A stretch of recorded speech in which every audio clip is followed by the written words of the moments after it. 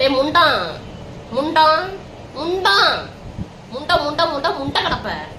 என் லைவுக்கு வந்தீங்கன்னா ஒழுங்கு மரியாதையா கமெண்ட்டை போடுங்கடா, இல்லைன்னு வச்சுக்கிங்களா மூக்கா இருக்கிற மாதிரி கேள்வி கேட்பேன். நாதாரி முண்டைங்களா, புரியுதாடா?